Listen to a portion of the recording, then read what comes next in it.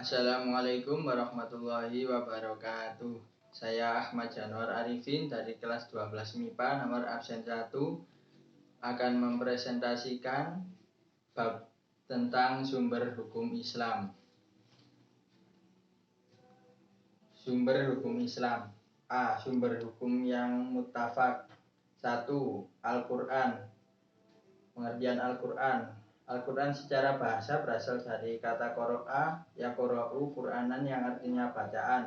Sedangkan menurut istilah, Al-Quran ada artinya firman Allah yang diturunkan kepada Nabi Muhammad SAW dalam bahasa Arab yang diriwayatkan secara mutawatir dan membacanya bernilai ibadah. Pokok-pokok isi Al-Quran. Pokok-pokok isi Al-Quran yaitu akidah, al-wa'du, al-wa'id, janji dan ancaman, ibadah, sejarah umat-umat terdahulu, muamalah dan syariat. C. Dasar keudahan kedudukan Al-Quran sebagai sumber hukum. Al-Quran merupakan sumber hukum Islam yang paling utama dan memiliki kedudukan yang paling tinggi dibandingkan dengan sumber hukum lainnya. Al-Quran adalah sumber hukum yang berasal langsung dari Allah Subhanahu wa Ta'ala. Al-Quran juga telah mencakup dasar-dasar segala macam jenis hukum. D. Asas Al-Quran dalam menetapkan hukum tasyri'. 1. Adamu al-haraj, meniadakan kesempitan sebagaimana dijelaskan di dalam surat Al-Hajj surat ke-22 ayat 78. Taqlilu at-taklif atau memperkecil beban. Taqlilu at-taklif artinya menetapkan suatu hukum senantiasa dengan kesanggupan manusia untuk melaksanakannya. At-tadriju fi at-tasyri', berangsur-angsur dalam menetapkan hukum. 2. As-sunnah. As-sunnah secara bahasa adalah jalan, tabiat, kebiasaan. Sunnah merupakan tradisi yang sudah dibiasakan. Sedangkan pengertian sunnah menurut istilah syar'i adalah sesuatu yang berasal dari Rasulullah SAW, baik berupa perkataan, perbuatan maupun ketetapan. B. Dasar as-sunnah sebagai sumber hukum Islam. Dalil Al-Quran dan dalil hadis.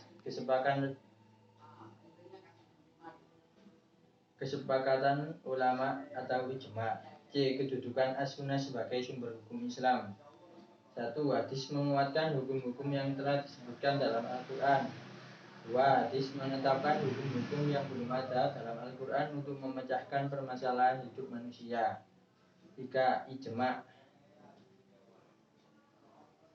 Ijma' secara bahasa yaitu niat yang kuat sesuai dalam firman Allah Subhanahu wa Ta'ala Quran surat Yunus ayat 71 dan bisa berarti kesepakatan seperti yang terdapat dalam Quran surat Yusuf ayat 15. Adapun menurut istilah yang dimaksud ijma' adalah kesepakatan para mujtahid umat ini setelah wafatnya Nabi Muhammad SAW terhadap suatu kaum tadi. Kedudukan ijma' sebagai sumber hukum. Ijma' menempati tingkat ketiga sebagai hukum syar'i setelah Al-Quran dan juga as-sunnah. C. Macam-macam ijma'.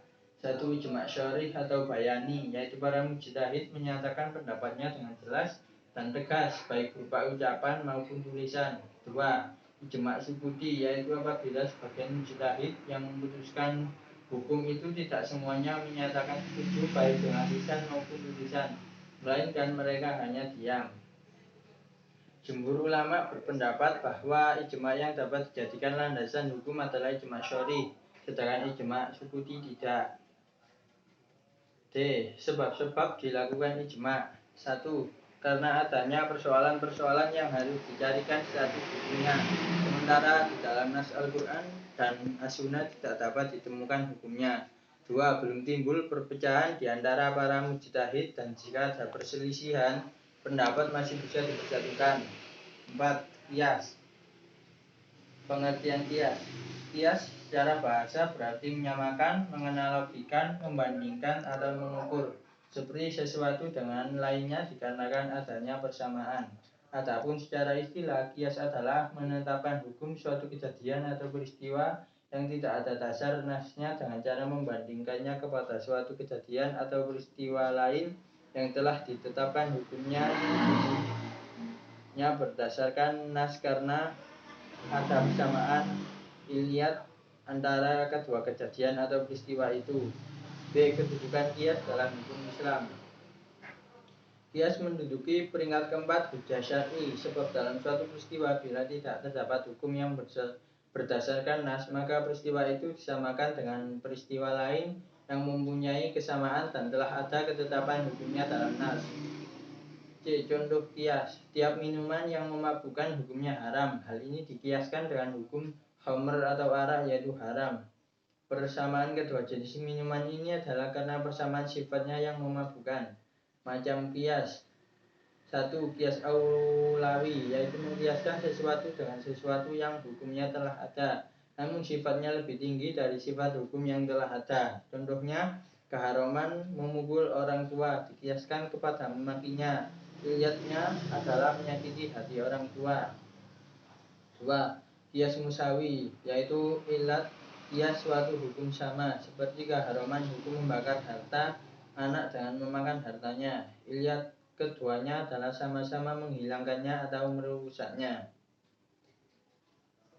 3. Kias dilalah, yaitu menetapkan hukum karena ada persamaan dilalat al-hukm atau penunjukan hukumnya, seperti kesamaan kewajiban zakat untuk harta anak yatim dan harta orang dewasa, karena keduanya sama-sama bisa tumbuh dan berkembang. 4. Kias syibhi, yaitu terjadinya keraguan dalam mengkiaskan. Keasal mana ilat dituduhkan kemudian harus ditentukan salah satunya dalam rangka penetapan hukum padanya. Misalnya, seorang budak yang dibuat cacat oleh orang lain bukan pemiliknya dapat dikiaskan kepada dua hal. Pertama, kepada orang merdeka karena sama-sama keturunan Nabi Adam alaihissalam. Kedua, dikiaskan kepada harta benda karena antara budak dan harta benda sama-sama dapat diperjualbelikan, dihadiahkan atau diwariskan. Dengan demikian, perkara ini lebih dekat jika dikiaskan dengan harta benda, sehingga budak tersebut dapat digantikan nilainya. Sebab-sebab dilakukan kias. 1. Adanya persoalan-persoalan yang harus dicarikan status hukumnya, sementara di dalam nas Al-Quran dan As-Sunnah tidak ditemukan hukumnya dan mujtahid pun belum melakukan ijma'. 2. Adanya persamaan ilat atau sifat antara peristiwa yang belum ada hukumnya dan peristiwa yang hukumnya telah ditentukan oleh nas. Sekian dari saya. Assalamualaikum warahmatullahi wabarakatuh.